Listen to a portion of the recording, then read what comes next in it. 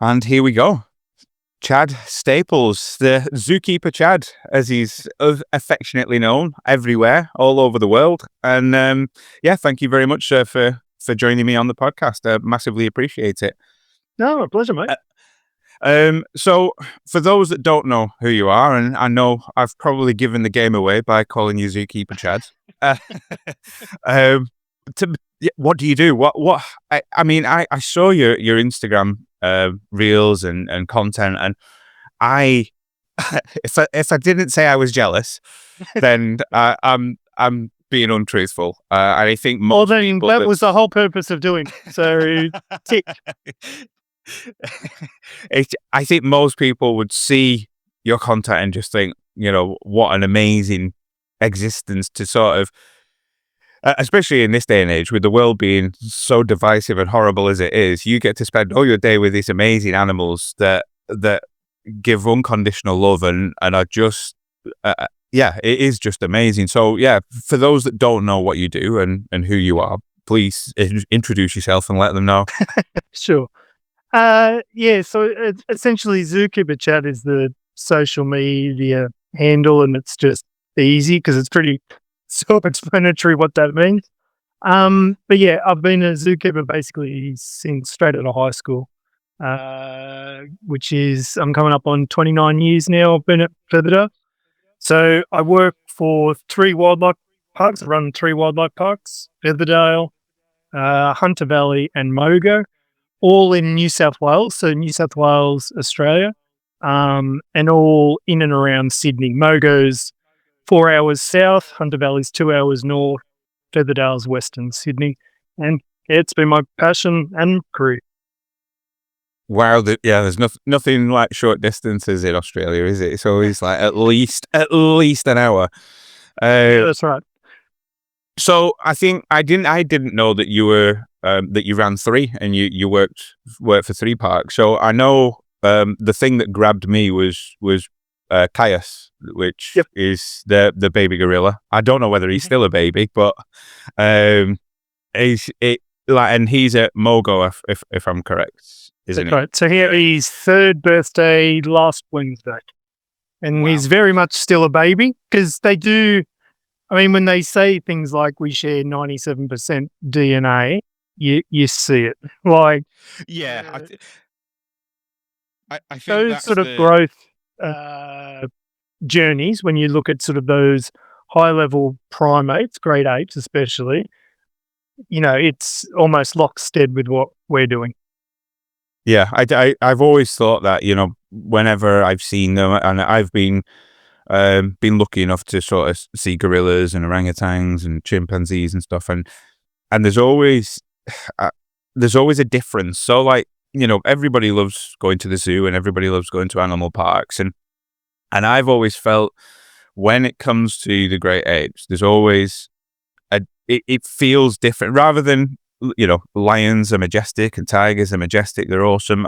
There's a place in Lanzarote that I love called Rancho, Texas, which is a brilliant animal park, and they have a tiger there, and it is amazing to look at. But I don't feel the same way as when I'm looking at great apes. Great apes, you can just tell there's a difference. Yeah, and it for me, it always feels a little bit somber because it's always like, and it's difficult to reconcile sometimes because obviously you feel like they should be out in the wild and they should be out free and this, that, the other. How do you sort of reconcile that with you? Obviously, we're all not naive enough, I hope we're not, to think that we don't need zoos, we don't need them to be protected, and we don't need them to be safe. But at the same time, there's that, so it's almost like confining your own child to their room for the life, if that makes sense. How do you reconcile that? What?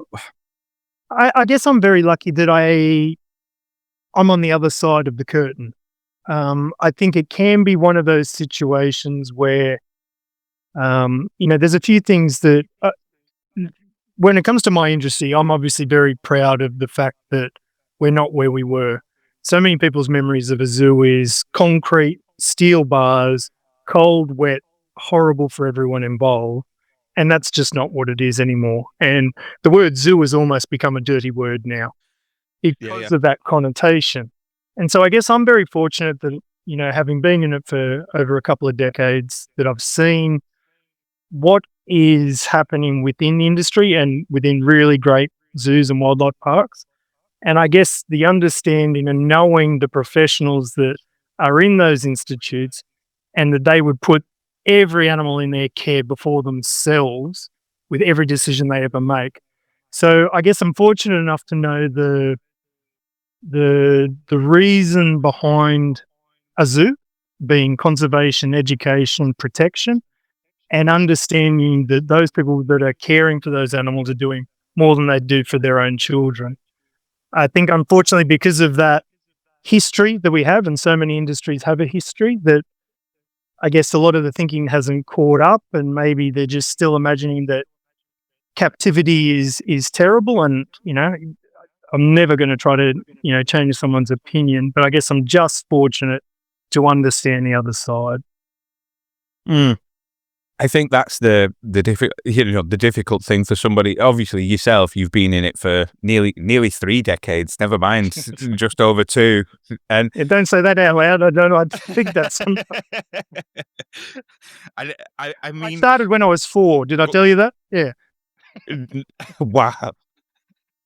I think the thing is, like, so what sort of put you into it in the first place? What was it, a zoo or was it a wildlife park that sort of got you in, that lit that spark? And sort of, it must have been, because I know for me, I used to grow up, David Attenborough was, and still is, thankfully, one of my absolute heroes. He's amazing. And the way he brought the wild into every single person's home, probably across the planet, but especially in the UK. And still now, if there's anything new released, I think there's something new coming out recently that I'm sort of excited for. Blue Planet was and Planet Earth. Them series are just something. It's better than any movie that could ever be written and ever be shot. And I remember I've spoken about this on the podcast before, and I can't remember who with, but I grew up, I remember the old VHS tape, and on it was Lewis's wildlife tape. and on this tape was the crossing of the wildebeest of the river and the crocodiles. And I watched that religiously, to the point that I was so fascinated with this, I suppose I couldn't understand the fact that this happens every year. Like, they get killed every year. Why do they keep on going back to this river every year to cross it? There's going to be when they know it. Yeah. And was that that's what gripped me. That was the sort of first introduction to wildlife, and then that was it. I was hooked. I've been lucky enough to since then to go on safari, do coaching. We did Erica, who was on the podcast. She. I met her when we were doing coaching for conservation over in Botswana, in Maun and the Okavango Delta. So it's always been a part of my life. What was it for you that sort of like triggered it and has kept you hooked for this long? It was funny. I know I didn't grow up thinking this was what I would do. I don't even know if I knew it was a job when I was little, to be honest. So Taronga Zoo is the big zoo in Sydney. So that was the zoo that I first sort of went to and fell in love with the place. I was very similar to you. David Attenborough, that style was what I loved in a documentary, where it was just stand back and observe, and then have this brilliant narrator explain what you were seeing. That I loved that. And I was that kid that at the zoo, I was just, I could actually stay in one spot and just observe. It wasn't, I run up to an exhibit. It wasn't happening right then and there in front of me, so I ran off to the next one. I did linger and watch, and it was always fascinating. And I guess I had a passion for animals, always very interested. And it wasn't until I got sort of deep into high school that I thought it might be possible. But even then, after leaving high school, it took me a couple of failed attempts at just jobs to realize that I wanted to do something that I had a passion for. I did see that if I just did a job, I was going to go mad. And so I did then actively pursue a sort of keeping job. And then obviously from that point, never look back. Yeah, I think that's the sort of the thing that a lot of people and a lot of teenagers and a lot of people coming out of school, that they feel like they've got to have it all figured out, and they feel like they've got to have that passion and purpose, and this is exactly what I want to do. Then I'm going to go do this. Then I'm going to go do that. And then quite often for people that have found their sort of purpose and their calling in life, they often fall into it by accident. I was speaking to, there's a gentleman called Michael Steer. He's a deputy head teacher, and he was on a program called Educating Yorkshire, and he was like a bank teller initially, and then decided that this wasn't for him, and there was two avenues, which was police and teacher, and he wanted to go into the police, and then the police didn't work out because he didn't like getting told what to do. So he went into teaching, and then he's been in teaching for the last God knows how long. And it's like, but he was always made to do that job. And I think that's the same for a lot. So anybody that's listening that's in that phase of life, don't worry, it'll come to some point and you'll get it all figured out. Well, my job before I went to Zookeeper, I was making sales for sailboats. I only lasted 3 months. It was a summer job that a mate got me just so that I was working. But I literally said to that boss, and left on very good terms, and I went to him and said, mate, I'm actually going to try and pursue a passion. And that was as a 17-year-old. So I don't even know where the balls came to even think that was something you're allowed to do, that you could give up a job to go for something that I didn't even know was there. But yeah, I'm certainly glad I did. Yeah, 100%. And so, like, the whole, you're talking about the evolution of zoos and putting animals first, and where do you think, how do you think that's evolved? Where do you think that's sort of come from? Do you think it's come from sort of exposure to bad practices? I mean, we've all been sort of made aware of the animal industry within the States through shows like Tiger King and things like that, where they're almost treated as commodities, and it's almost like a look at how cool I am because I've got a tiger, or I've got a lion, or I've got an elephant, and it's almost like used as a status symbol. Do you think it's through exposure of bad practices that good practices have sort of evolved from that? Oh, for sure. That's 100% part of it. I think you would look at any industry, any endeavor, you will learn from mistakes, and hopefully the best way, learn from someone else's mistakes. So we do have a very collaborative industry. Animals are not supposed to have any sort of assigned value. So that almost forces us to be, as a community, to make sure that they're always coming first, because whether or not I'm holding or you're holding, there's no value from a business point of view. So therefore, it should also be just for the animal. I think as we've just, it'll sound grandiose, but society, just as we evolve, we become more, I don't know, conscious is probably a bit too woo-y sort of a word, but we are more aware of the impact we have on everything around us, whether that be, forests, any form of environment. And so obviously the animal kingdom. And so I think it was just a bit of honesty about realizing that what we were doing was not good. Yeah. And making those adjustments. I think, yeah, very much so. I think that's I've seen that evolution, and in my, I've only been 37, so I'm not had a great life, but sort of seeing that evolution in my time of pets almost traversing from being a pet to being a part of the family. And I know I've got a bulldog, and Well, you probably don't know anyone who has a dog that sleeps outside anymore. No, that's it. Yeah, exactly. And I've got to put my foot down and say, no, he's not sleeping in the bedroom. He snores. I don't want him in the bedroom. I will never get a wink of sleep. And he's got a last name and he's part of the family, and I'm dad, and my missus is his mum, and this, that, the other, and it's become commonplace for that to be 100%. that to happen. So it's a bit different going from a dog and a cat to Caius, and I think and I saw the lioness as well. I can't remember the lioness's name. Margie, that's it. And just seeing the videos of you it's what's that like on I'm presuming it's a day-to-day basis, and you get to see him day to day, and you obviously care for him. What and Margie,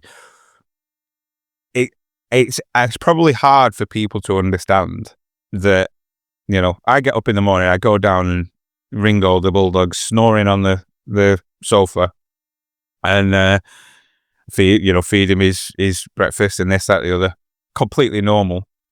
For you, obviously, I was watching a video where Margie was licking your head, and it's like, I look at that, I think she's tasting her dinner. Like, just getting me prepped. Yeah. Yeah. What? For everybody that looks at it must look at it and think, "Oh, what an amazing dream life!" It's that early years, and for anybody that's wanting to go into sort of zookeeping and animal care and stuff, what's the stuff that you would warn about that they don't sort of see? Because if you look, for instance, if you want to look after elephants, they're a big animal, they do big shits, and it's like you've got to clean that up every day, and people don't see that element. What's the sort of unknowns that you would like warn people of that want to go into zookeeping? That's a good one. I think most people now understand that if you're going to be involved in putting the food in, you'll be involved in dealing with it on the other end, the aftermath. I think the hardest part is to deal with losing those animals that you care so much about, because again, aside from great apes, most of the animals that are in our care do have much shorter lifespans. So if you are doing this as a career, you are going to be there for the entire lifespan of, entire generations of species. And that can be difficult. And I think it's just as important to be there and present for those animals in your care on day one, because everyone wants to be for birth, an egg hatching, a birth, an emergence from the pouch. That's crazy exciting, and everyone wants to be part of that. But I also think you have to be prepared to be there on that last day, because in so many ways that animal needs you more that day than it did on the first. Yeah, it's. I mean, I've been through it. One of my dogs, Marley, he was my soulmate. Like, we spent every single day together for 3 years. He died when he was 3 because he unfortunately got cancer, and that sort of that last day when obviously he gets put to sleep and whatnot, that is one of the most harrowing sort of experiences that stays with you. It teaches you a lot, but that sort of that end day, the last day when you know that this is it, it makes you grow up very, very quickly. And you have to do that quite a lot in this. It's tough. Well, yeah, I can imagine with you the fact that it's 29 years that there's been a lot of them times, because not a lot of animals will live past 20. No, and in Australia especially, marsupials, incredibly short lifespan. The Tasmanian devil, basically old age by 4. So wow, you see a lot of generations if you're doing this, if you're planning to do it as a career. And so it is understanding that yes, you will get those amazing moments of a baby lion licking your head. That's not the fault of the job. Yeah, that's it. That's a snap. Their moments very good. Yeah. Yeah, it's funny you mentioned marsupials there. They've always fascinated me. I think my favorite is a wombat. I love a wombat. Yep. I think that's why I got a bulldog, because it's about as close as you can get to a wombat than not actually Well, having one. and they are just as playful. It is Yeah. unbelievable. They look So I've so had to hand funny. raise. I've had to hand raise. Gosh, it'd be over 10 now because again in Australia, uh, marsupials, because of where the pouch is, quite typically with road accidents and things, babies are fine. So there's a big culture in Australia of volunteers that will check those carcasses on the sides of roads to look for babies. And so I've raised quite a few baby wombats, and they are just as playful as dogs and play with dogs. They are amazing. They're cool looking things. It's almost like a cross between a badger and a puppy. It's the way. But they also think they're the size of a rhino. Like they are indestructible.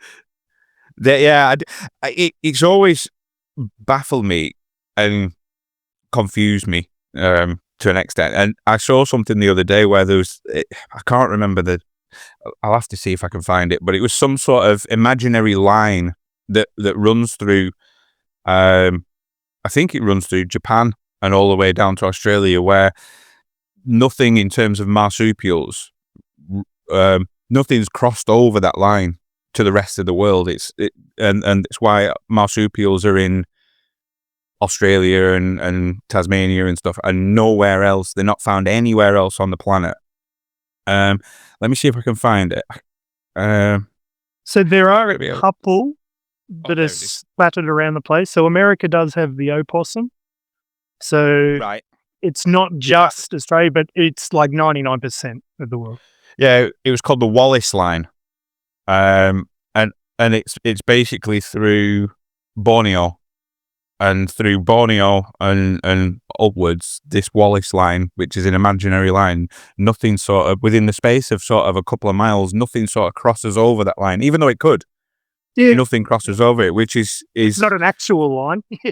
no, obviously it's not it's not electric fence.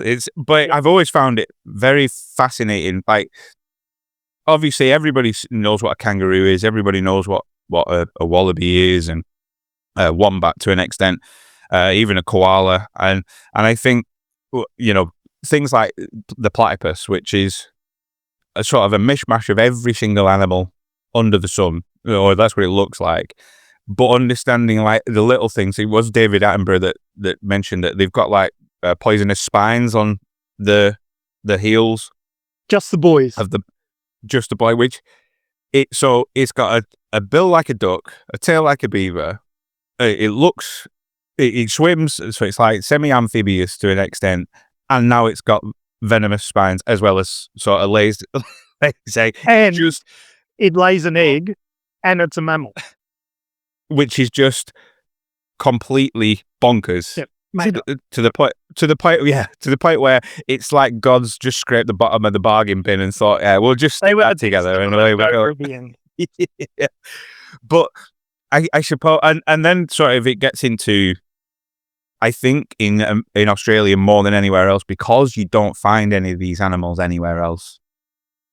Zoos, wildlife parks are probably more important in that area of the world than they are anywhere else on the planet.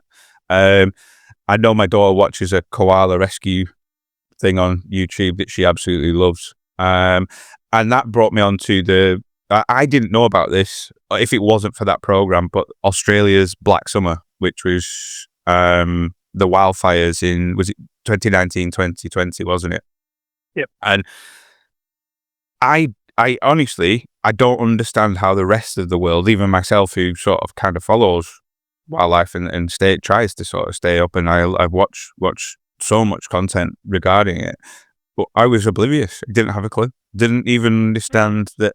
Yeah, it just wasn't a thing. And I'm pretty certain 90% of the UK won't have a clue what happened. Okay. Well, because so Mogo we lost the zoo in those fires. So if you look back on some of the stories around that time, it was myself and 12 people that stayed on site during those fires. And so after the fires Mogo Wildlife Park was this one green dot, and you could drive half an hour in any direction, you wouldn't see the color green again. Like, it was Wow. horrendous. So it was interesting. But yeah, it's funny you would say that you sort of didn't know, because we also heard the exact opposite, where people thought the whole country was on fire. You know, they were seeing all these videos of smoke around the Harbour Bridge and all this. But no, it was a horrendous time. And yeah, very Yeah, I crazy mean, for the zoo itself. We were closed for 3 months.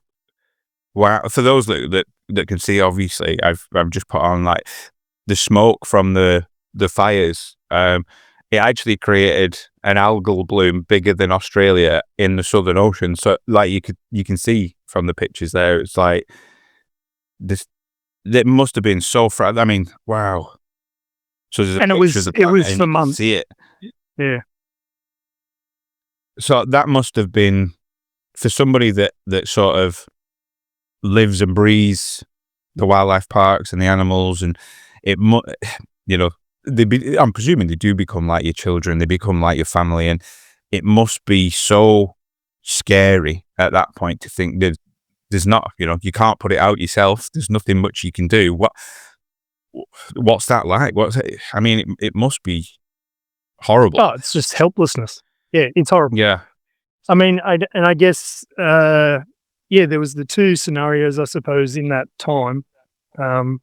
Obviously, very conscious of that, like the enormity of the habitat loss that happened during that. The absolute devastation for certain species is, you just know that has happened. But you also do understand that fire is something that hits our continent. It mentioned that there's something like over 1 billion animals, like, I mean, of course, were it's killed. estimation, but for sure, it was just that hot and that fast. Yeah. That's just like unbelievable. Like, and this is the thing, is the fact that the word billion is thrown about so much these days. Like, thanks to people like Jeffrey Bezos and Elon Musk, Elon Musk, that have got hundreds of billions of pounds. I think that sort of word has lost its meaning. But to understand that sort of that billion number, like there's it's something along the lines of a million seconds. Yeah, million seconds compared to a billion seconds is something, I don't want to butcher it. So a million seconds is approximately 11 and a half days. So that's what a million seconds is. Well, a billion seconds is 31 and a half years. Now, that's the difference between 1 million and 1 billion. It's not like, oh, I'm a millionaire, therefore the next step is a billionaire. It's ridiculous amount. So when people have got 200 billion in the bank, they are literally, they've done something right. Yeah. Maybe going to Mars might have some profit in it. But to lose 1 billion animals is, it's definitely it's generational recovery that it's going to take. Well, and if you're honest, it does mean that in certain locales there are extinction events. Like, that's the sort of loss, that's the intensity. There are areas where certain species may never come back to. Which is just it's even crazier that this has never been sort of mainstream. It's never really spoken about. I never even knew this event had taken place up to this point.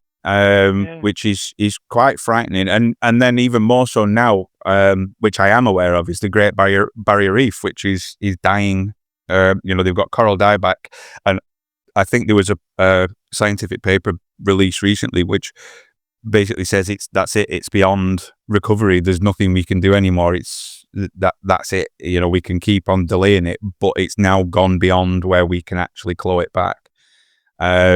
And I don't know how true that is, but that it's just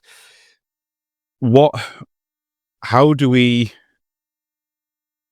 how do you, and because obviously you're in the position not to put too much responsibility, not to put too much responsibility on you, Chad. You've got 30 seconds to give me a good answer. Yeah. How do we stop this sort of self-destruction and understand that even though we feel like everything, we feel like everything serves us as humans, we're very sort of big-headed in that sense, and we're very sort of, that the animals are there for us to enjoy and look at, and they're there for we don't understand that we live in this sort of symbiosis, regardless of how much we think we're out of the food chain and we run it. We are very much still within it. How do we understand? How do we get to that point of understanding? And I think obviously zoos or wildlife parks play a massive role within this sort of education to make sure that the leaders, and I use that term very loosely, do the right thing for our environment rather than, virtue signaling to people. Sure. And whatnot. How do we get to that point? Do you think? What work are you doing now that sort of helps with that?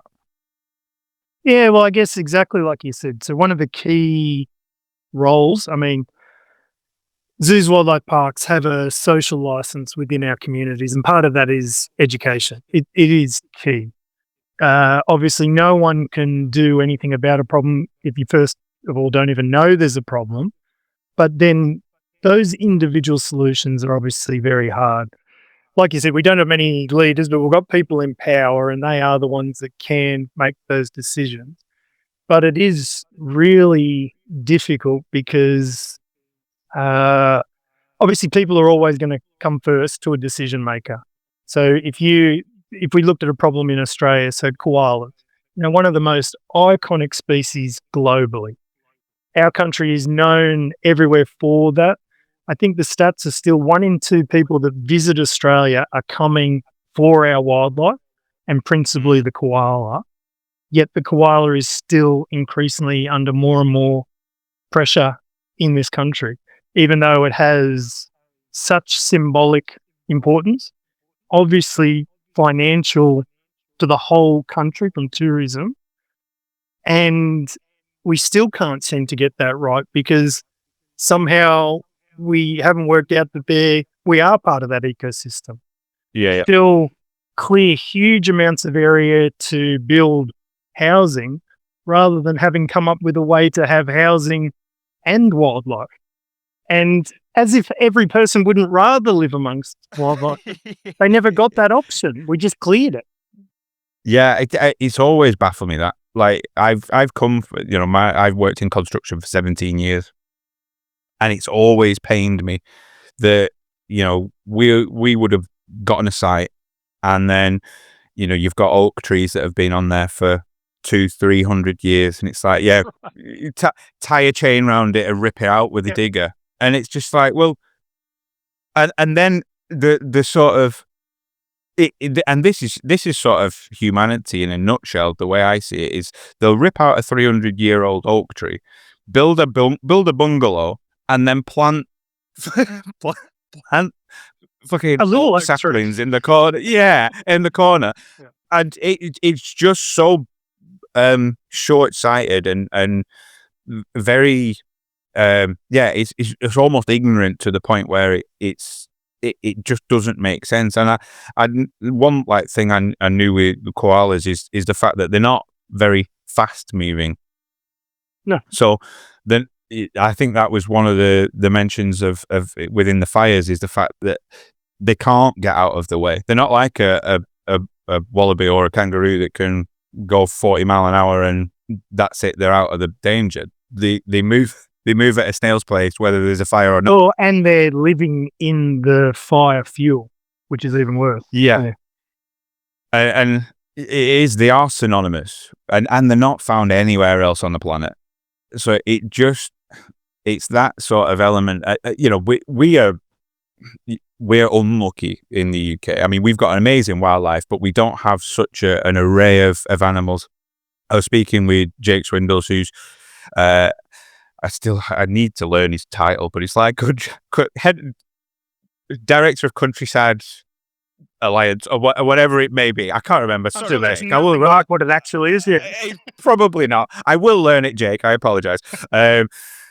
But basically, he was mentioning in terms of the concept, he manages estates and creates policies and stuff, and he manages the estate for deer. And that's sort of almost one of the bigger animals that we've got here in the UK. And he was saying how important it is to understand that even though the Green Party and green policies that want to sort of rewild areas and this, that, the other, he was saying it's so important that we don't just leave these areas to be. They need, because we've meddled and we've meddled for decades, we now can't just step away, because if we step away, the whole picture crumbles. Is that what I mean, I don't know in Australia. I've never been. It is on the bucket list. But is that what the sort of thing is in Australia, is the fact that humans have had such an impact that now you just can't walk away, because if you did, it would mean disaster? Look, I don't think we couldn't walk away. So Australia is then under it's obviously a giant continent. Like, the space should not be an issue, except principally we're on the East Coast. And that is obviously where we have the highest diversity in species, because you have, ranging from the top of the rainforest all the way down the south coast. Like, the habitat changes a lot, but that's where we have so much rainfall and lots of better conditions for higher sort of yields of species. But that's where people want to live too, on that coast. And so that's where we've really failed, because if there had been the intent to live amongst, it could have been done, whereas we just simply replaced. And like you're sort of explaining with, a new housing estate is decided to be built, and it was this beautiful bush block, but rather than working out where the houses could have gone amongst that, you just naturally clear the slate and then maximize how many houses you get in. So, look, I think we could do a lot to turn that around. I don't think I agree, you couldn't just do nothing. We would have to be educated and controlled about the way that we changed the intervention, but we're certainly smart enough to do it. Yeah, I think, it's obviously a bit more difficult in Australia because you've got actual predators. You've got things that eat things, whereas I think the biggest predator that we've got is probably a bird, to be honest, but I think it's... Yeah, but we imported our predators. Well, so I remember coming across the... is it mice? The mice plague that happens quite regularly in Australia in terms of... And the imported cats used to be way worse. And so, so we'd imported every problem you can imagine. And principally from you guys, I'll let you know. But no, I don't believe you. The England didn't fuck up the planet. I don't believe you. That's that's a lie. No, you probably forced those species upon us is probably a better. But no, we've got incredible natural problems now because of introduced species. They have run rampant. So cats, foxes are incredibly smart, incredibly invasive, can exploit every possible part of the country. And so they've been very dangerous. Because even the dingo, which is, I guess, what you would have classed as our apex predator or the thylacine, the Tasmanian tiger. I mean, the dingo is essentially our first introduced species. But because it happened, right,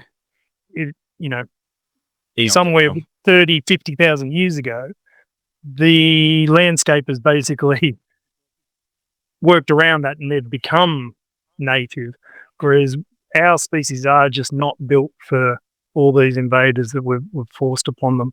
So, we've just compounded the problem for our wildlife.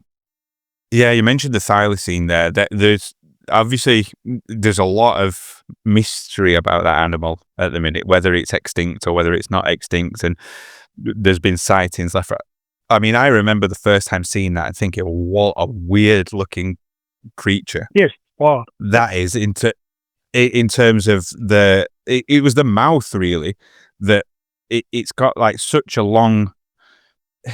It's like its crux of its mouth go back further than its jaw, if that makes sense. It looks like a 5-year-old's drawn it. Well, look up. There's a species called a quoll. So there's multiple species of quolls. Quoll. And so on the mainland now, the tiger quoll is what we would class as the largest carnivorous marsupial. So when you look at a thylacine, that's in essence the top version of that lineage of carnivorous marsupials. So Tasmanian devils are the other one. And so they're just the next bigger version of that in very short terms. So that's the so the tiger quoll. That's the tiger quoll. The spot. Yep. Yeah. How strange. So it's almost like a weaselly polecat kind of possum, weasel, ferret, a bit bigger. Yeah. And so they're a carnivore. And so the thylacine is then obviously a dog-sized version of that lineage. I mean, that's a perfect image. Is like, look, so they had pouches too. Oh, so they were like full-blown marsupials. Yep. Right. So they weren't right. Like, look at that. It's so strange. I love it. So there's, like I said, at the minute, I know there's people trying to prove that they haven't gone extinct and they are still in existence. What's your thoughts? Do you think they're still there? It's a possibility. 100%. Tasmania is a very isolated, amazing wilderness that's thankfully part of Australia. It's such a beautiful place. Like, it would be impossible to say that they are not there, but obviously it's highly unlikely, and that's because we put a bounty on them, and that's a pretty good way to make sure that people will get every one of them, make them worth something. So yeah, when money gets involved, it's generally not a good thing. You know, they did it. Oh, well, mate, you want to talk about all the problems we're talking about? Money's the root of all of it. So 100%. I mean, so you asked me for one solution. There it is. Get rid of money. That, you know what? I'm with you on that one, Chad. I massively agree that with the fact that sort of actually no. Just greed. Well, that's the bit we have to get rid of. Money itself is actually fine. Yeah. Yeah, we could replace it with sort of like coupons and tokens rather than sort of, you know, this entitles you to one whatever. But that sort of greed element, and you know, like I was just about to mention, they did it with the thylacine, obviously, that I didn't know about, but they did it with you know, the bison in America, in terms of their pelts were worth you know, that's how they made the money. Gotcha. And I think anybody that's sort of interested in wildlife, you've seen the pyramids, the mountains of skulls, the bison skulls that they've sort of killed and captured. It must have been so unreal, to that amount of death in one place, and the millions and millions of these bison that have just been, I mean, luckily they're recovering now, but like brought down to literally zero. And then it's kind of happened. The dodo is one of the most famous examples where it was just hunted to the point of, and passenger pigeon. This is the last one, right? That's another one in the States. You know, one of the most numerous birds on their whole continent, and they somehow took it to zero. Which is just, it defies. What do you think it is within humans that sort of, and you probably hit the nail on the head with greed, but that sort of, it's almost like that blindness to the fact that, you know, 2020 vision in hindsight of like, oh shit, well, that was a bad decision. Yep. It's short-term thinking, I suppose. So yeah. If you're that guy with the rifle, and there's, you know, yes, you know that there used to be 1 million bison, we're down to 1,000, but I can still get mine for that one. There's still 1,000 to go. Someone else's, and then all of a sudden, that sort of lack of accountability to sort of understand that you are kind of part of the problem, which you're contributing, which is it. Yeah, it's kind of. It's a big thing at the minute with veganism and the meat industry and the farming industry, is the fact that, you know, from a on paper, I can understand the argument in terms of if you're eating meat, then you are contributing to the abuse of these animals. I 100% sort of understand it, but at the same time, it's one of those things where I'm intelligent enough to know you're fighting a losing battle. You're never going to win that. You're never going to make a change doing it the way that you want to do it. So it's understanding that really you've got to come up with practical solutions. And I think bringing it back to what you do, that sort of practical solution is to educate people that this is how these animals live. This is what we can do to make sure they carry on living. And that sort of arena where zoos have gone from a spectacle and a viewing box and, like you said, concrete and iron bars to, in essence, schools and places of education is so important. To make sure that children understand what they do has an impact on wildlife and on habitat more than anything. So I guess that's why I did. So one of your original questions was sort of about what do I do, and the social media was the point. So obviously you can educate everyone that comes through your doors, but that's a limited number. Whereas, thank goodness for social media, you can actually have an impact on someone you'll never physically come in contact with. And so the idea with the social media was always to try to do the behind the curtain sort of stuff. What I wanted to try to show was the hands-on stuff that I was doing, the things that I get to see. It's not always glamorous. It's quite raw and just happening there in front of you, but it is to have that. I'm very blessed that the encounters that I get every single day, and I'm just trying to, obviously you're not having the encounter that I'm having, but the closest proximity, at least getting to watch it and enjoy it. And I suppose I was always trying to do that to help people fall in love with the species like I do, because hopefully if you fall in love with something, you'll do something to help it. Yeah. Yeah, I think it sounds naive, but you've got to hope. It works. I think, don't get me wrong. I'm a big lover of wildlife as it stands. It's one of my favorite places to be is out in the wilderness and sort of just get lost for a bit. I've got to that point in life where I don't actually like walking the paths. It's like, well, no, I'm not going where you're telling me to go. I want to go this way. And then end up getting myself into some sort of trouble or bag or whatever. Yeah. And I think that sort of window into that world that people, if you've got somebody, for instance, that works as a checkout in a supermarket, and they get up every morning, they set their alarm, they have their coffee, they go to work, they go to the pub for a couple of pints at the end of the day. Then they go home, watch Coronation Street and EastEnders on the TV, and then have some dinner and fall asleep and do it all again the next day. And it's quite difficult to comprehend, I think, for a lot of people, including myself in that, is the fact that whilst you're doing your life and living your life, all this is going on as well at the same time that you don't realize has an impact on your life, but it very much does.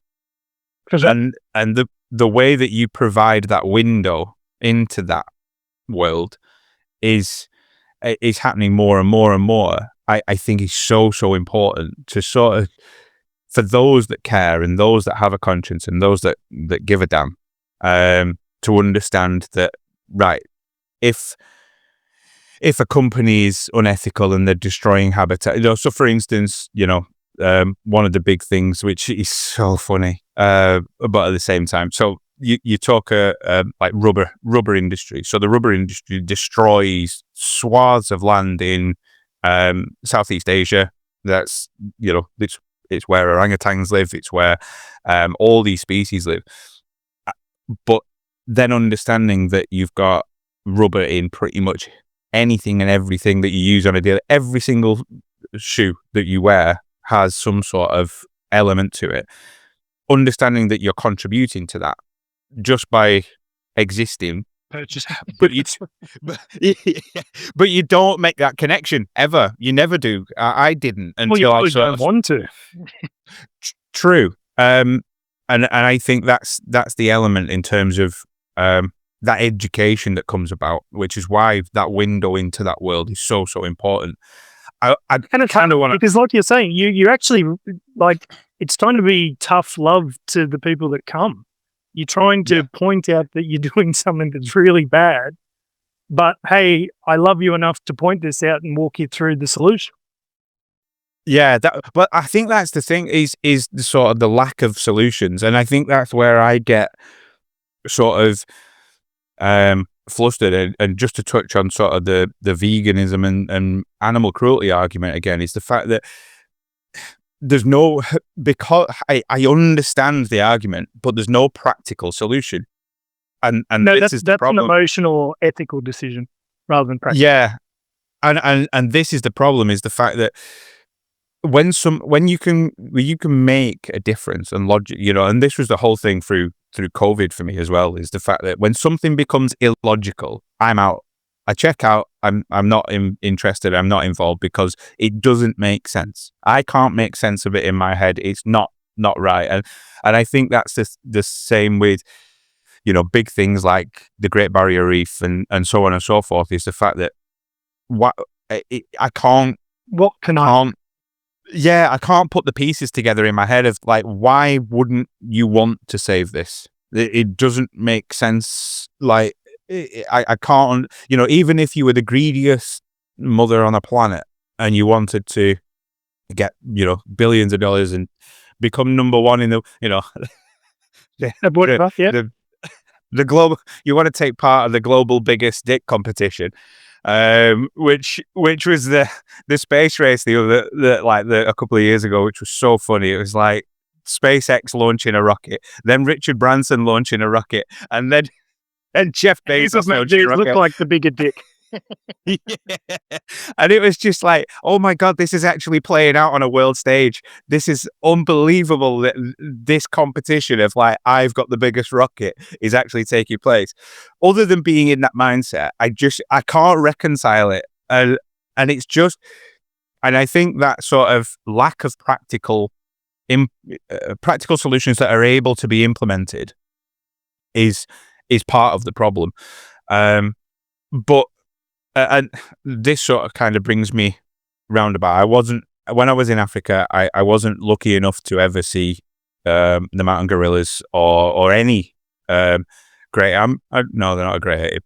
The closest I got was a baboon, and yep, I'm sure they think they're great apes. Oh, they scared the living shit out of me. They are the. I saw crocodiles, lions, leopards, rhinos, elephants, and the baboons were the scariest thing that I ever saw. There was a guy that lived at or came to the backpackers where we were staying that he basically had no calf muscle on one of his legs. It was just like a skin covered bone. So it was almost like a peg leg. And I don't know how true it is. His story was the fact that a baboon basically grabbed it, ripped it off, and then went about 20 feet away and sat there eating it whilst he was on the floor in agony. And ever since he told me, I wish he'd told me that story at the end of like my journey. Not before you met the baboons. No, because they're fucking everywhere. They are everywhere, all over you. Walk around and I think, oh no, here we go. Like, this is it. He's looking at my calves. He's looking at my calves. And I obviously, I was so privileged to see everything else over there. One of my favorite things that I think you do have at Mogo is a serval. Like, that animal is for not, like, for those that don't know. In fact, I'll let you explain what is a serval for those that don't know. I mean, it's one of my favorites. They're amazing. So essentially a small African cat, but there are so many of those analogs, all across Africa. The small African cats, they're amazing, but a very special species. And again, it's such a double-edged sword that, in us showing these amazing animals, showing the amazing relationships we can have with them, but still trying to show that they're a wild animal and need to be protected where they're supposed to be is the real balancing act. And it's something that I copped a little bit of grief for, both with raising Margie and raising Kaya, was that somehow I was promoting them as a pet. Because if you took Right. the video on its own without obviously the information that I was trying to share with it, it could look like that I am Tiger King. Because if you just looked at the video, it's just some guy with a wild animal. And so it was difficult going through that when you were trying to, especially with Caius. So Caius was unbelievable situation that I never thought I'd be part of and had no idea how it was going to go from the beginning, but felt the obligation to share the journey from day one, not knowing if this was going to be a horrendous incident, because that's certainly where it was headed. But thankfully, because I was honest and did it from day dot to show that journey, I did see that, mindset really change. And what was wonderful was then when you had people sort of try to throw those stones at you, you actually had other people in the community that defended you. I didn't have to say anything because there were people that read the comment. There were people that were there from day dot and went, no, he didn't steal this baby. He's doing everything he can to get at that. Yeah, I think that's part of the sort of battle in terms of, like you said, we live in a world where that sort of casting that first stone and casting that sort of negative blanket kind of makes people feel good. Oh, they love it. For some weird reason. I mean, I've never understood why it makes people feel good. You do. It's tall poppy syndrome. You know, that's another thing we inherited from you guys, is just that chopping down the moment everyone starts to get higher. Because a lot of it was, unfortunately, a misplaced jealousy. Because jealousy. Gee, I would have loved to have done that. Gee, if I can bring that guy down, I'll do so. Yeah, I suppose I don't think I've ever been of that mindset of like, you know, maybe I've been jealous to the point of like, oh, I wish I had that life, or I wish, why does that person have that and I don't? And, you know, whilst I was younger, that was very much a mindset that I've had, is like, well, he's not much better than I am, so why has he got this? And why can he afford a Lamborghini? Why can't I get that? And that sort of negative, defeatist, victim mentality. Sure. That's everywhere. But and it's the same again. This is why I could probably struggle in 2025 in the world that we're in, is the fact that I can't understand that jump then. Don't get me wrong, it's not okay to live that way and be jealous and be resentful of people. But then I suppose the internet's got a lot to answer for, making that jump to tearing that person down and tearing their reputation down and being overtly nasty rather than internally jealous, if that makes sense.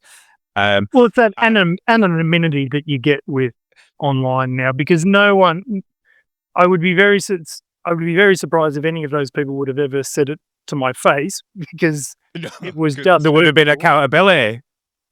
That's right. But I mean, I guess, remember that jealousy part on it's like, that's very natural, but in a well-balanced adult, that jealousy just inspires you to do better, to go and achieve what that guy got. Gee, I wish I had that. What did he do in order to get there? Oh, wow, he went to school for 4 years. Yeah, well, that's the first thing that anybody listening should do, is the fact that if you know, I was speaking with one of my friends, Nico, who's coming on the podcast soon. He's a hypnotherapist, like well-renowned. He's unbelievable. And I was saying, like, in the past 4 years, and it's taken that long, 4-5 years now, probably. It's taken that long for me to create the life that I want. And it's I gave up alcohol, I gave up caffeine, I gave up nicotine, I quit an industry that I'd been in for 17 years and started pursuing something that I actually want and, I've got a real passion for and I enjoy. And And now when, for instance, this morning, for those that don't know, Chad's like way ahead of me. He's going to be going to bed soon. Whereas I'm just waking up. It's like waking up this morning at 6 a.m. to get sort of set, and there's no sort of like, oh, I've got to do this and I've got to be up for this time and I've got to wake up. It's like, yes, brilliant. I've got this today. Set my alarm, wake up, buzzing, ready to go, nerves kicking in, and blah blah blah blah blah. And it's that sort of 4 or 5 years. People might look at this and listen to this episode and think, oh, why does he get to speak to these amazing people? And why does he get to? Because I've spent 5 years tearing myself to pieces to build back the way that I want. And it's just taken discipline. And it's understanding for you. You get to spend your days with these amazing animals. But like you've said, 29 years into this. So, it's not just, I came out of college yesterday and it was like, oh, here's a baby gorilla, look after it, raise it. It's sort of that journey and that discipline that's got you to where you've got. I could not have succeeded if that had happened when I was younger. There's just no possibility. Hand raising has been, so within the job, I suppose, there is that one part of the job is what we'd class as hand raising. So if there's any sort of mismothering, anything that could happen while they're very young that you then have to intervene. Now, that part of the job is something that I've always absolutely loved because it forces you to be your absolute best at every moment. Heating, hygiene, nutrition, like everything is super critical, or you could lose a lot. And I've always understood too that the enormous responsibility of once you intervene, you are in regardless. You cannot then go, oh, actually, no, I don't want to do this. This got a bit hard, or, oh, God. Yeah. And so I've been very fortunate that through my career, I've had to hand raise quite a few different species. And so it was obviously learning a very good skill set. I've raised 4 children, which was a very good, which was a good way to then learn about this gorilla that was going to come along. And again, I'm fortunate in the position that I was in my career because I had to put my life on hold. That was the part that a lot of people didn't understand. For 6 months, almost 7 months, I could not leave Mogo Wildlife Park. Now, wow, my partner didn't live at Mogo Wildlife Park. My children didn't live at Mogo Wildlife Park. Nothing was there except me and Caius. And it was an investment of 7 months of my life, essentially, to sort of see that through. Like, I'd never change it for the world, but it was not just it was not a fun game that I sort of took on just so that I could get likes on Instagram. Yeah, well, yeah, the likes on Instagram, everything for the gram. I mean, that's chaos. And so another thing, I guess, to show, so that was one reason why I've never ever monetized social media. Yeah, because it's all about the education rather than the money. I wanted it to be, I was genuinely just trying to show what I'm lucky enough to do every day. Please enjoy it. I'm not getting anything out of this.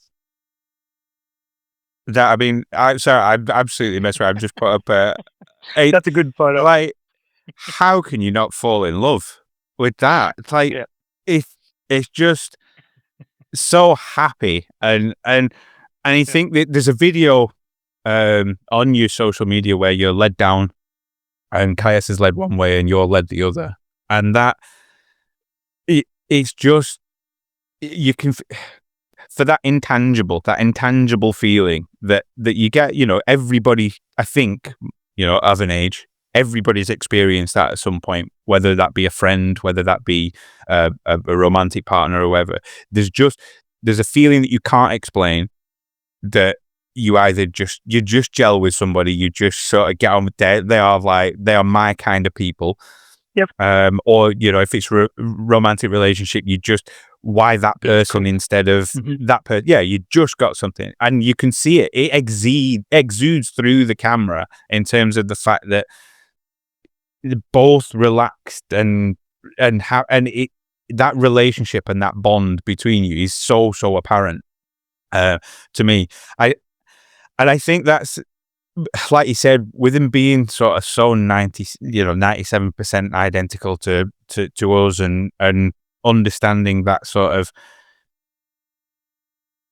you can tell that there's something behind the eyes. They might not be able to speak. They might not be able to do anything that sort of we Maybe do. they can speak and they're just too smart to do so. True. A lot of people could probably take a note out of that. Shut up. Yeah, just be quiet. But then, I think that's the what is it like for you? Obviously, I'm presuming you don't live at Mulgo now all the time. You do commute back and forth, and your family have got you back after the 7-month hiatus. What's it like? They actually, that 7 months is quite a relief. Yeah. Just a breather. Is there no baby owl gorillas on the horizon, darling? It's Maybe you that should sort of read element. them. Yeah. It must be difficult for you to emotionally. It must feel, and tell me if I'm wrong, it must feel like you've got two families now. Like you've got your human family, which is where your 4 kids and your missus and whatnot, and then you've got this other child that's left behind until you go there the next day. It must be difficult every single day for you to sort of leave him and then know that you're not going to see him till the next day. Yeah. And I guess that's, again, something that you get better with. I mean, from the moment that I started caring for Caius, the mindset was already, how do I get you back? So there was never, I guess, I never even thought, there was never a thought that this was us now, it's you and me and this sort of stuff. The goal was, everything we did every single day was to get you strong, get you healthy, teach you some stuff that you need to know before you can go back and really then become the gorilla you were supposed to be. So yes, it is very difficult to sort of put them back, I suppose. But if that's your goal, it is a lot easier. I just obviously we are speaking about Caius. We haven't actually alluded to the story of how it came about that you had to care for him and rear him. So yeah, please tell everybody why did it come about, or what led to it? So we have Western Lowland gorillas at Mogo Wildlife Park, and we actually, our male came from Howlett's in the UK. So he came over about, oh gosh, it's got to be sort of 5-6 years ago now. And so that was the beginning. So everything with animals is a very long plan. Like you're planning for years for, these really important species, because when the dad arrived, he was only, not much more than a juvenile himself. He was a lanky sort of teenager that then, he looked quite small, because the males obviously have to suppress their own testosterone when they're in with dad, so that dad doesn't kick them out of the family. Beat them to a pulp, yeah. Yeah. So when he arrived, he was tall, but he didn't have that muscle. But within sort of 6-12 months, he just became a man, And so from that point, we started planning to obviously start breeding our gorillas, because obviously a critically endangered species. Every single birth is important. And obviously huge planning. The female fell pregnant, was going to be their first baby. Pregnancy went great. Obviously, the amount of information you can get from a pregnant gorilla is not the same as what you can get from a pregnant woman, because of the scenes. So we try our absolute best to train in conditions to use ultrasound and bloods and all that, but it's obviously not as much. But it was a very good pregnancy. Everything went well. The birth itself was really good too. But then Mum, Kapenzi is her name, she didn't birth the placenta. Now, obviously, in a hospital with us, that's not a big deal because obviously you have the ability to give oxytocin to continue with the labour. If you need to, obviously manually, you've got surgeons there on site, so it's not an issue. But with a gorilla, it is. Obviously, what we tried to do is just obviously she can give birth the placenta for 24 hours after, and it's not an issue, but we were very conscious to watch. What we believe happened at that point is obviously Dad was still quite a young dad, and we believe that he saw that Mum was in distress. Somehow knew that she hadn't finished this birthing, that somehow there was still something going on. And again, he was just a young male. We believe that he possibly thought that it was the baby causing the distress, and he took the baby from Mum.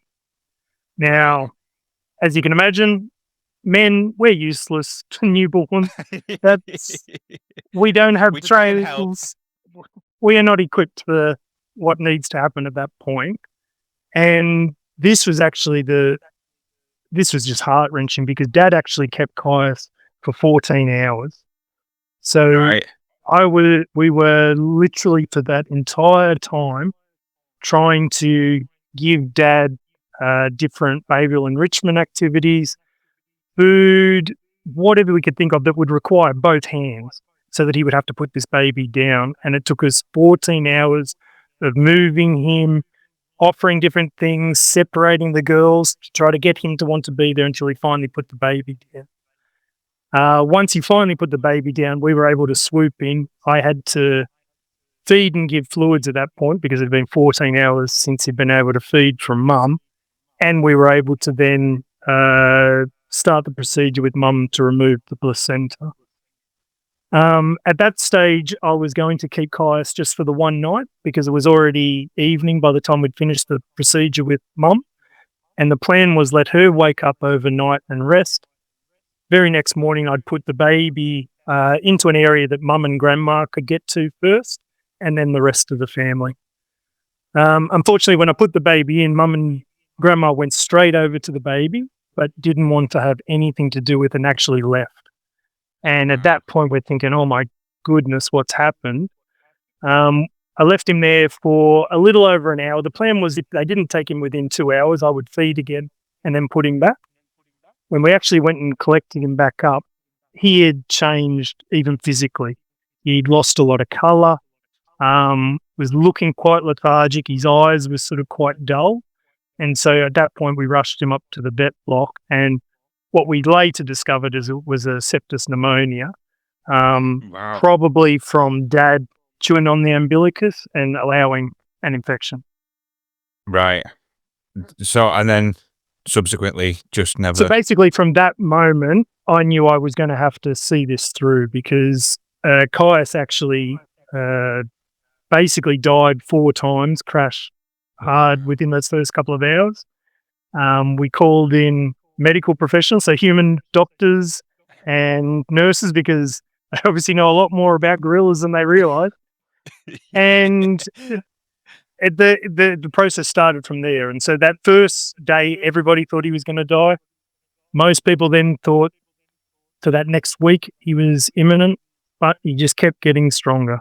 But unfortunately, at that point, I was committed to be part of it because Mum's not producing milk. The introduction would be incredibly difficult with, while we were still having to medicate. So at that point, you then have to raise him until he's at that point that he can go back. And thus the journey began. So So now, what's the state of play as he's at now? Because obviously he's now 3 years old, I think you mentioned. What can he go back with the other gorillas at this stage, or is he still too young? And no, so he's been back in with them for 2 years now. Right. Okay. So and is it? There's been no problems, I'm presuming.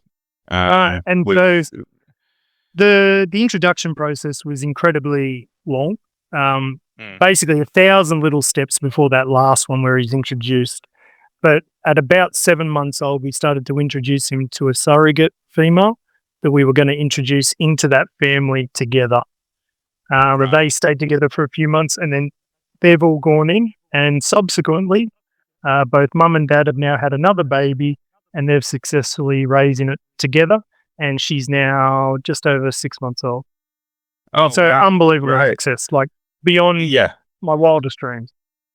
But then at the same time, it highlights and magnifies the importance of our intervention at that point as a species, because if you didn't, then ultimately there's no Caius. There's no Caius. That's right. No. And so when there's a species that you can count every individual is very important. Yeah. Yeah, and it's so important, and at the same time, it kind of brings validity to the whole sort of zoo and wildlife park setup. Like situations like that, if anybody's got sort of a grumble of as there shouldn't be zoos, there shouldn't be wildlife parks, yeah, but this is why there is, and you can point to the story of yourself and Caius for that. That is the precise reason as to why.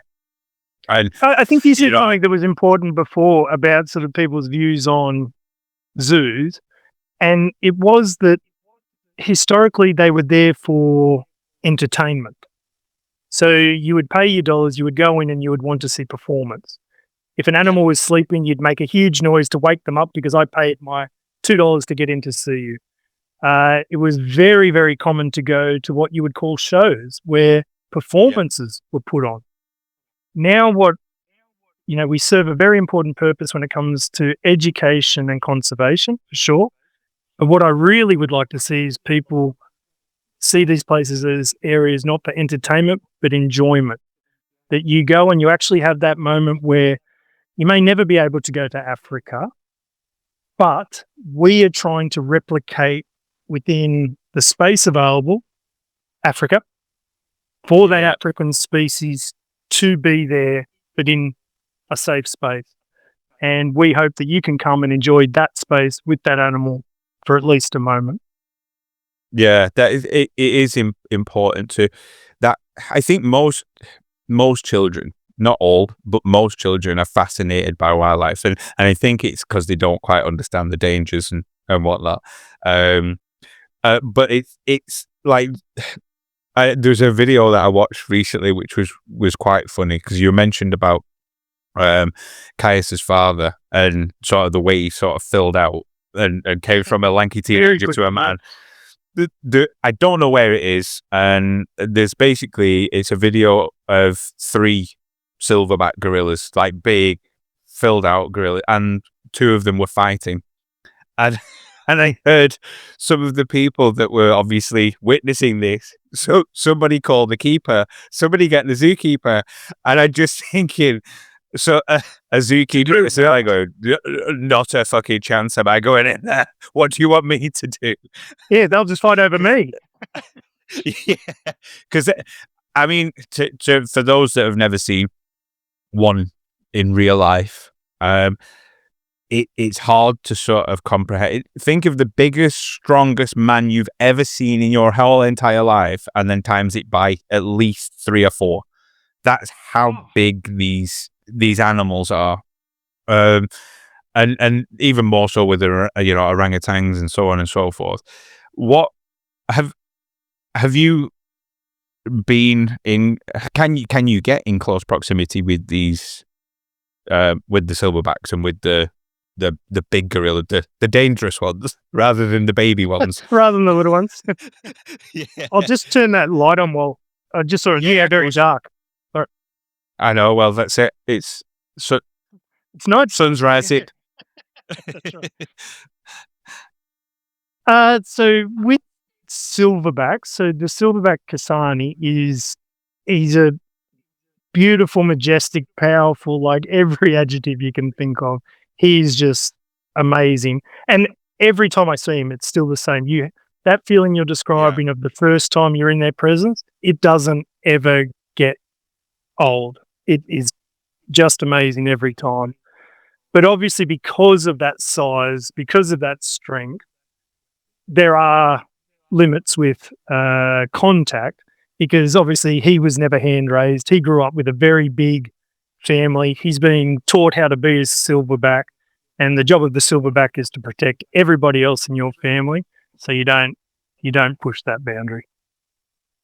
But Wow. he's beautiful, so I can hand feed him. We can touch, we interact, we share each other's space.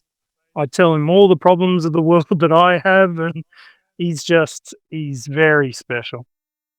I mean, that's from Mogul Wildlife Same- Park's that's Instagram, Kasani. but like, it's just amazing. Like, it could be anybody sat on a park bench somewhere, just thinking. Yep. And I suppose it's probably, you know, a couple of things. It could be the mannerisms, it could be the way that they behave. But it's like I said, I think it's very much more than that, where it's the thought process. And I think only we as great apes, because in essence that's still what we are. I think it's the thing that only we can recognize is that sort of cognitive behavior. And I recognize it in my dog. Is, you know, when Ringo looks at me and I can see he's trying to work things out. He doesn't do anything. He doesn't say anything, make a sound, change his expression, but I can see he's either confused or he's trying to work something out. And it's, you know, it's that recognition of, you know, gray matter working within the ears. So yeah, it must be amazing. To do that at the same time, but obviously it's that hardship and that hard work. I'm just trying to sort of think in terms of now, because it's going to end up going to the point for you where you become less and less and less involved with Caius. Intentionally. Yep. How intentionally, yeah, 100%. How hard is it to sort of let go? And what my goal of getting him back was the full intention, because that was the best thing for him. The best thing for me would be if he was sitting here with me and we were doing this interview. I loved him to pieces. Like, he was the most amazing blessing that, you know, I've had. Like, so I loved every moment, even though it was the hardest thing I've ever done. I'd give anything to have it back again, to go and steal him back from the family, like everyone thought I did in the beginning. But the truth is, I get more enjoyment out of seeing him mimic his dad than what I did that cuddle, because I guess, like you're explaining, like, I fell in love with Caius, and I want Caius to be a gorilla, to be a silverback, to have a family, and that meant that I had to do things very systemically, in the right order, not skip steps, make sure that I did my part until I could give him back to the expert. Yeah, but 100%. If I would be lying if I didn't say every day I wanted to just, you're more. Yeah, I mean, you see the video. It would be hard not to. I don't, and that's why I think you do the job that you do, and I do the job that I do, because I couldn't give him back. And his dad's pretty intimidating. He might have convinced him. Well, yeah, he probably could have done. To be fair, I wouldn't have said no to Kasani. Definitely not. So for you, as it stands now, obviously you're well into being, you know, well, you're overly experienced in sort of the realm of conservation and wildlife part. And I know from my own conservation experience, it was only months, but I saw how important it was. I mean, what we did, like I said, it was called Coaching for Conservation. The episode with Erica, I didn't actually explain what we did, which was I was a football coach, so soccer coach. That was when I came out of college, that was what I kind of went into. I did my UEFA licenses up to B, and I got the opportunity to go and work in the States, academies over there. And from there, I got the opportunity to do this Coaching for Conservation. What it was based in Mount. in Botswana, which is basically, for those that don't know, in the mouth, just at the mouth of the Okavango Delta, which is the inland estuary. Basically, if you've watched any documentary of African wildlife, it's probably at the Okavango Delta. And I got the opportunity to do this this coaching for conservation. It was basically teaching the local children in Maun about conservation of their local wildlife through using sport or football as a vehicle to teach them. So we did things like there's a game called British Bulldog. There's a game called Tanks and Soldiers. We changed that to Lions and Zebras, and it was like sort of understanding that that's the way it worked. So that's a simplistic breakdown of what we did, and through that, understanding that children that live amongst lions, crocodiles, giraffes that didn't quite understand the importance of their wildlife and elephants and so on and so forth was one of the the most sort of fundamental experiences that made me who I am. I mean, one of the best stories, I'll tell it. So there's a guy that owned the backpackers, a guy called Martin. Crazy South African bloke, absolutely bonkers, but lovely at the same time. And I got the opportunity to go out on as a camp hand on a walking safari with Martin. And we were in the boat and we're going out, and he's got a bottle of white wine, driving the boat up the Okavango Delta where there's hippos and elephants, and he's just swinging from a white wine, and I'm thinking, oh my God, I'm going to die. What have I got myself into? My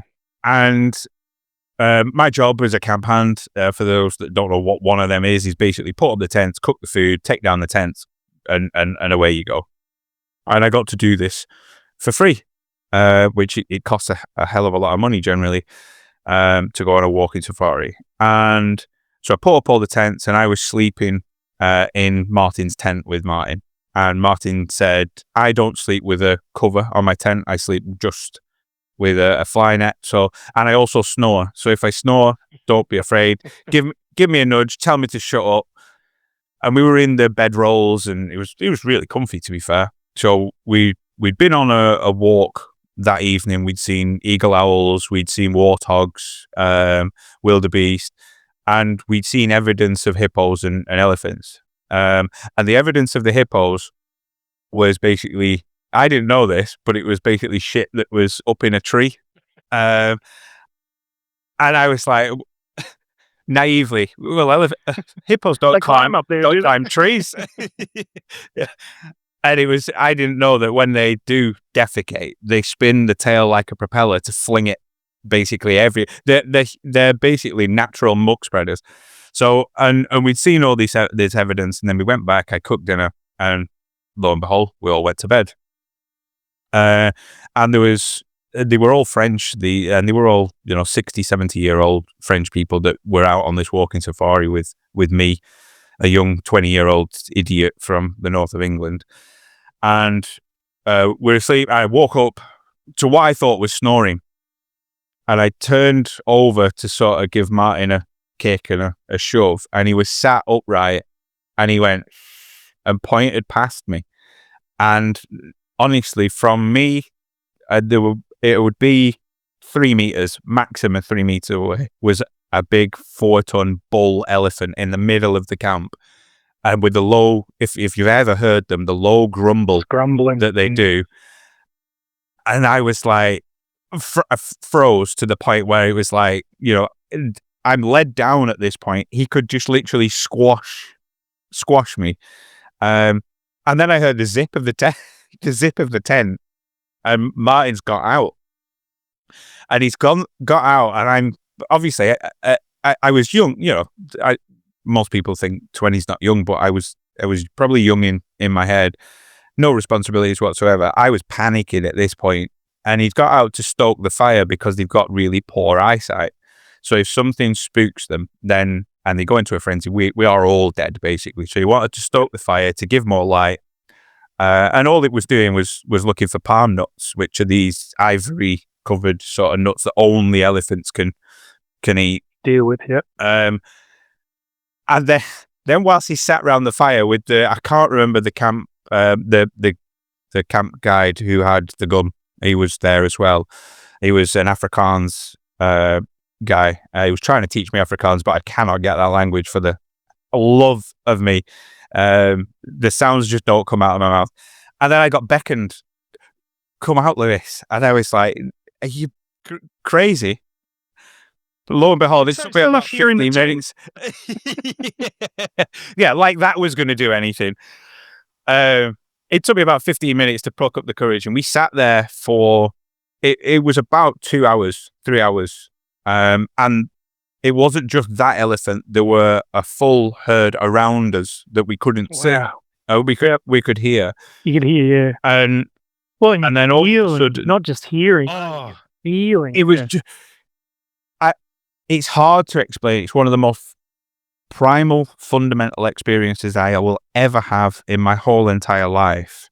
And just as I was shocked that they were there, they kind of just disappeared into the darkness, and that's it. They're gone.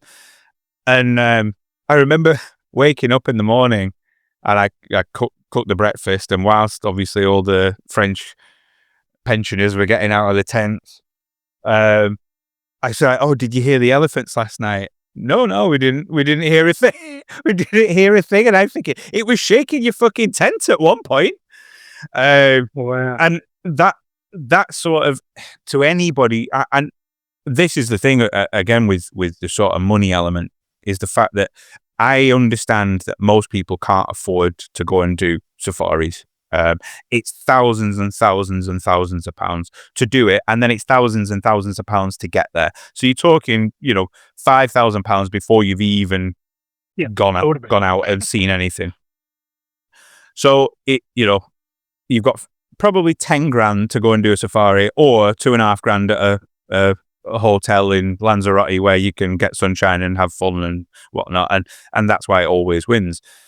But this is where the sort of the zoos and the wildlife parks really come into their own, is the fact that they make that, like you mentioned, in terms of making a little Africa, and making that sort of enjoyment for what, I don't know how much tickets are now. I haven't been to a zoo for a long time, but say it's £100 for the day, or $100 for the ticket. It's the price of a movie.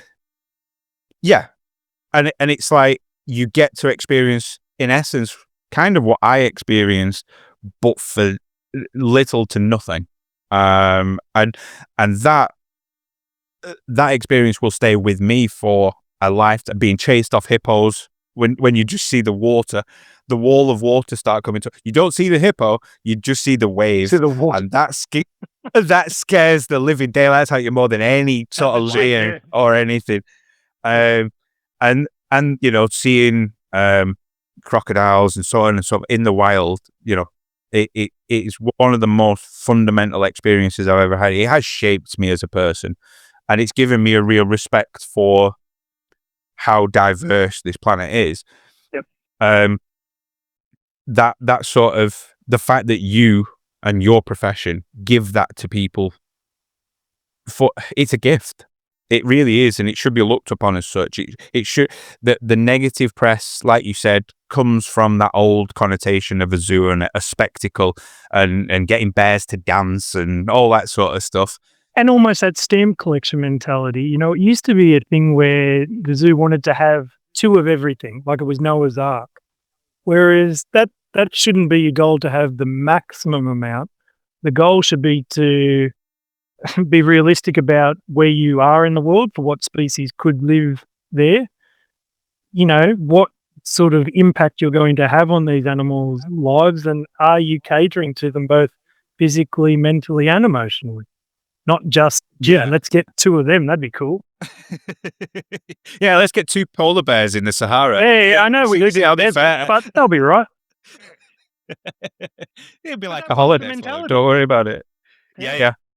I mean, imagine Well, it's that species that have lived in London Zoo that shouldn't have been in London Zoo.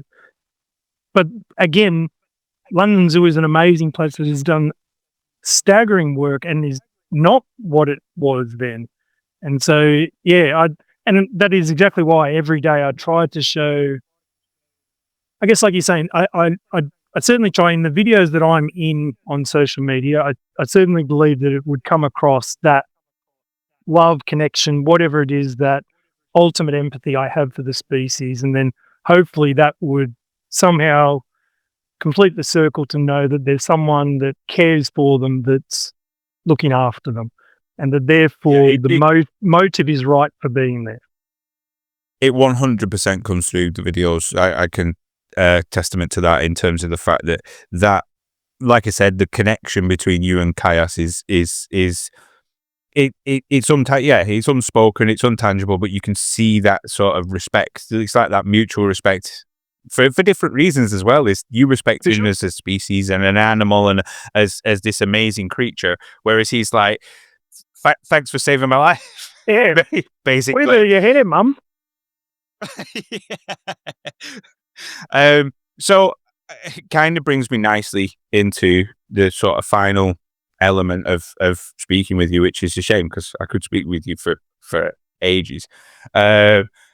Is in what do you see in the future for, say, like the next 10, 20, 30 years for wildlife parks and zoos and that sort of conservation effort? What do you hope that happens, or what can you see happening? I guess I know it's not a small question. It's not a small question, to be fair.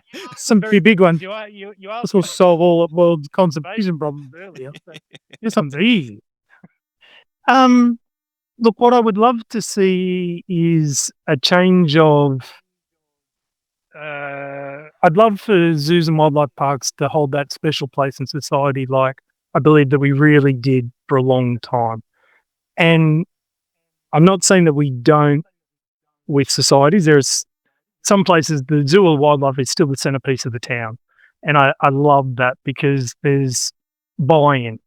The zoo or wildlife park should be part of that community where it is, the community is involved. They know those animals. They know where they are in their life cycle. They know that they're pregnant. They know that, there's something that they connect there as well. And then therefore, hopefully, again, there can be more, more understanding of what the purpose of the zoo is. Like you said, the education piece, the conservation piece, the enjoyment piece, the community piece, and just that's what I would love, is that I guess this we're always constantly trying to we're always trying to evolve, always trying to get better, and I understand that is a good progression, but that doesn't necessarily mean that something we were doing was wrong. We shouldn't be so crazy to throw out the past for the new thing. There should be the place for both, and there really is very fundamental reasons for why wildlife parks and zoos exist. And what I would also like for people to understand is that it'd be 99% of the people that are in those places that would put those animals before anything else in their life. So the thought that this is a cruel place of punishment is the furthest thing from the truth. Yeah, and I think that's so well put.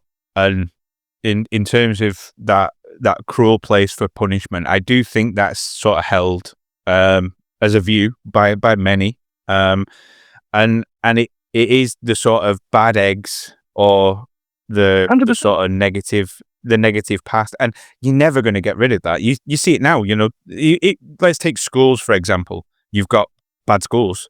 You've got league tables in schools, and you've got, I'm not sending my child to that school because this happened at that school 50 years ago, and it still holds that reputation. Unfortunately for you, it's the industry. It's not just like one zoo. Yeah. But I think we've made a good argument for the existence of them and how important they are. See, one of the things that I think is really difficult for people is that when you go to a wildlife park, what people notice is what we use as boundaries. So the thing that'll jump out at someone is the cage, the fence, the wall, the moat, and think that we've created this false encompassment of this species that is somehow restrictive. Whereas what we don't actually really think about is that even that animal out in the wild has those same boundaries. We just can't see them. They're not visual. So I saw it recently where they were tracking wolves. It was a map of wolves in a territory. I can't remember where it was. I think it was North America, and they had trackers on, and it was basically 6 or 7 wolf packs, and they were all in their own little boundary. And there's no fence, there's no no demarcation in the line, but not once did they sort of cross over into any other boundary or any other line. So boundaries are very natural, and it's only because we can see the edges of them that I think that in our view we will naturally say, okay, that's too small. Whereas just doing bigger isn't necessarily the solution. I understand why there's something in the back of your mind that says the bigger must be better, and chances are it probably would be. If we had unlimited space, that would be the case. But it does not mean that within that environment, regardless of the size, that you cannot have everything that animal requires. Now, in no way am I then justifying the enclosure of every species across the globe. Clearly, as an industry, we do things very badly, and bad instances should be highlighted and forced to do better, as well as we should highlight the amazing things that we're doing so that we can aspire towards them.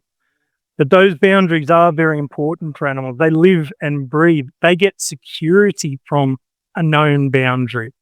They can now survey their area. They can protect what's theirs. They know where they can search for the food. It is actually a very natural mechanism. It's just that, I guess, unfortunately, you can see it. Yeah, well, I think for those that haven't watched it, actually, I'm going to butcher it again, so I'm just going to search it up. It's the chimpanzees in the Congo. The Chimp Empire. Yeah, Chimp Empire, that's it. I remember watching that, and you'll see it kind of shows all the good and all the bad parts of humanity at the same time. Oh, yeah. It's like... And I think that's why I was so gripped and mesmerized by it, is because there's I think it's in that one where there's a family group where a chimp who was the leader, lost his hand, and his brother took over the leadership of and looked after him.